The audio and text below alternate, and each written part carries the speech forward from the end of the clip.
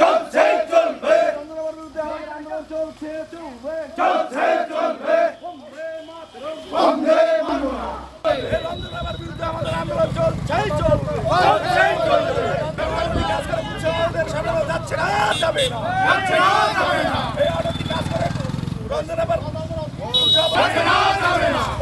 চলছে না চলবে না টাকার বিনিময়ে পদ দেওয়া চলছে না চলবে না হবে না হুঁশিয়ার হবে না বিরুদ্ধে চক্রান্তকারীরা হুঁশিয়ার বিরুদ্ধে চক্রান্তকারীরা হুঁশিয়ার। রাজ্যে টাকার বিনিময়ে চাকরি বিক্রির ঘটনা তো আমরা আগেও দেখেছি, তবে একটা জিনিস মাথায় রাখতে হবে, সামনেই রয়েছে লোকসভা নির্বাচন, আর তার আগে সমস্ত রাজনৈতিক দলগুলি নিজেদের ঘুঁটি সাজাতে এবার কোমর বেঁধে নেমে পড়েছে। দল ভাঙানোরও কাজ চলছে। বর্তমানে টাকা দিয়ে দলীয় পদ বিক্রির ঘটনা এবার সামনে আসছে। পঞ্চায়েত ভোটের আগে রাজ্যের শাসক দলের নেতাদের বিরুদ্ধে দলীয় পদ বিক্রির অভিযোগের ঘটনা সামনে এসেছিল। এবার সেই অভিযোগের সামনে এসেছে, তবে এবার যে দলের বিরুদ্ধে সেই অভিযোগটা এসেছে, দলটা পাল্টেছে, রংটা পাল্টেছে। অর্থাৎ বিজেপির বিরুদ্ধে এবার কাঁড়ি কাঁড়ি টাকা নিয়ে চাকরি দেওয়ার অভিযোগ সামনে এসেছে, আর তাতেই দলের পুরনো কর্মীরা বেঁকে বসেছেন। যারা দলের মধ্যে থেকে এই কাণ্ড ঘটিয়েছেন তাদের বিরুদ্ধে পথে নেমেছেন একদল কর্মী। লোকসভা ভোটের আগে দলের বুথ সভাপতি নির্বাচনকে কেন্দ্র করে বিজেপির দলীয় কোন্দল চরমে উঠল কোচবিহারের তুফানগঞ্জ 2 নম্বর ব্লকের শালবাড়ি 1 নম্বর গ্রাম পঞ্চায়েতে।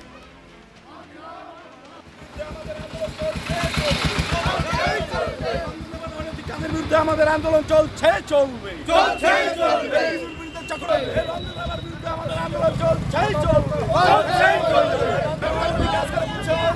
যাচ্ছে না যাবে না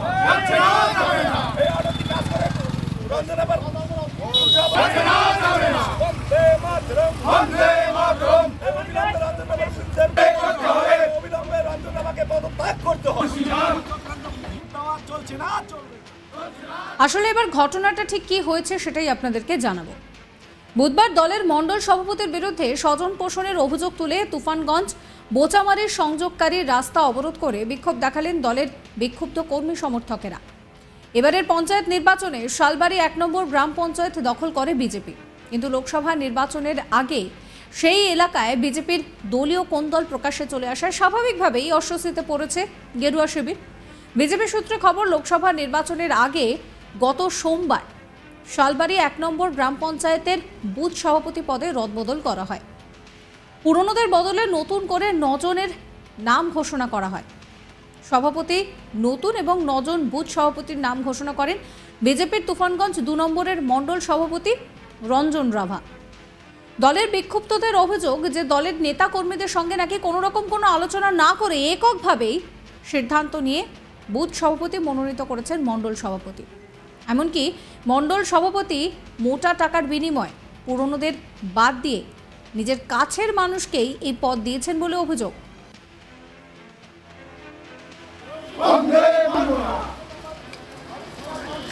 হবে না হুঁশিয়ার হবে না বিরুদ্ধে চক্রান্তকারীরা হুঁশিয়ার। বিজেপি কর্মী নৃপেন ডাকুয়া তিনি বলছেন যে আমাদের মণ্ডল সভাপতি রঞ্জন রাভা, বিধায়ক মালতী রাভা রায়ের নেতৃত্বে জয়ী বুথ সভাপতিদের যেভাবে ছেঁটে ফেলে দিল, এর জন্য আমাদের আন্দোলন চলছে।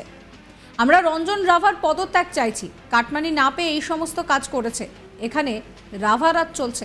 শোনাবো তার কথা। আজকে শালবাড়ি 1 নং গ্রাম পঞ্চায়েতের অন্তর্গত 17টা বুথ সভাপতি আমাদের ভারতীয় জনতা পার্টি রয়েছে।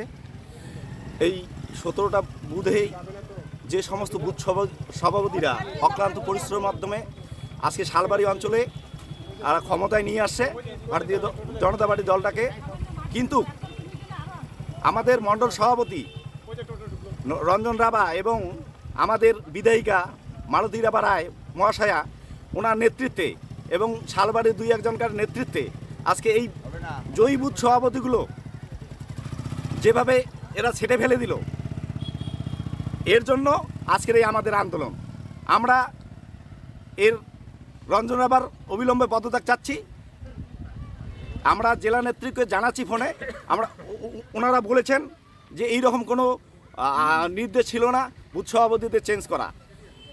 যে সমস্ত অঞ্চলগুলোতে আজকে তুফানগঞ্জ 9 নং বিধানসভার মধ্যে বারগোদালি 1, 2, শালবাড়ি 1, 2 বিজেপির দখলকৃত যে অঞ্চলগুলো রয়েছে এই অঞ্চলগুলোতে তারা কাটমানি না পেয়ে ক্ষোভের এই সমস্ত কাজগুলো করতেছে।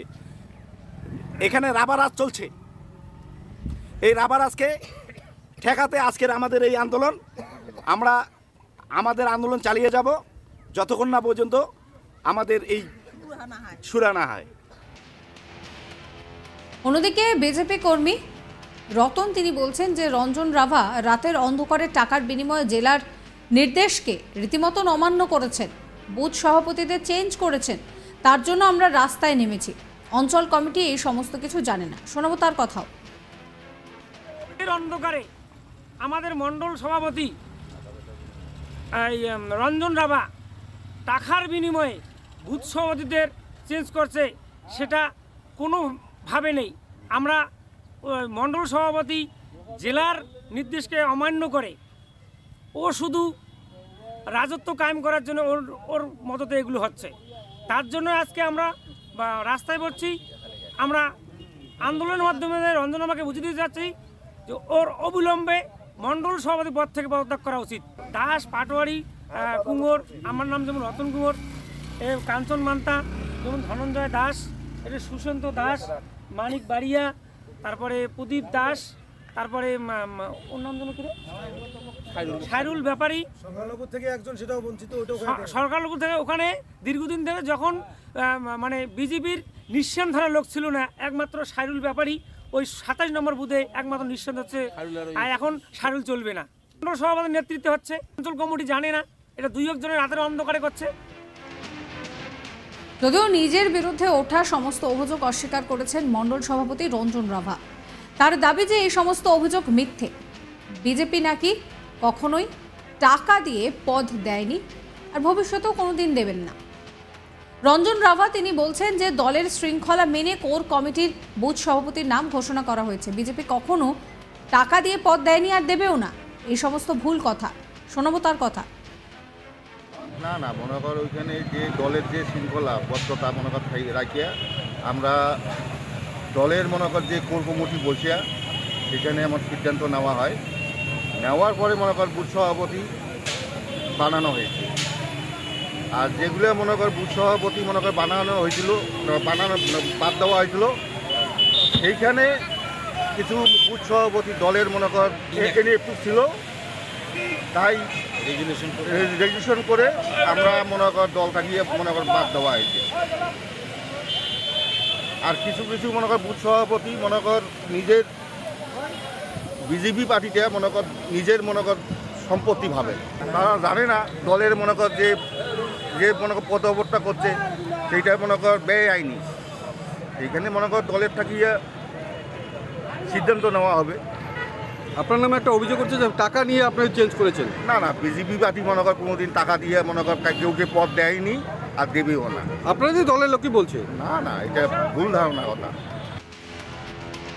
পুরনো কমিটি বহাল রাখা এবং মণ্ডল সভাপতির পদত্যাগের দাবিতে শালবাড়ি বাজার সংলগ্ন তুফানগঞ্জ বোচামারি সংযোগকারী রাজ্য সড়ক অবরুদ্ধ করে বিক্ষোভ চলে। এই ঘটনায় অবশ্যই আপনারা আপনাদের মতামত জানাবেন। কমেন্ট সেকশন খোলা রয়েছে আপনাদের জন্য। সমস্ত খবরের আপডেটের জন্য সাবস্ক্রাইব করবেন আজ তাক বাংলার ইউটিউব চ্যানেলকে, যাতে কোনো খবরের আপডেট মিস না হয়। নোটিফিকেশন পেতে বেল আইকনে ক্লিক করবেন। এখন আমরা হোয়াটসঅ্যাপেও রয়েছি, তাই ফলো করতে ভুলবেন না আজ তাক বাংলার হোয়াটসঅ্যাপ চ্যানেলে।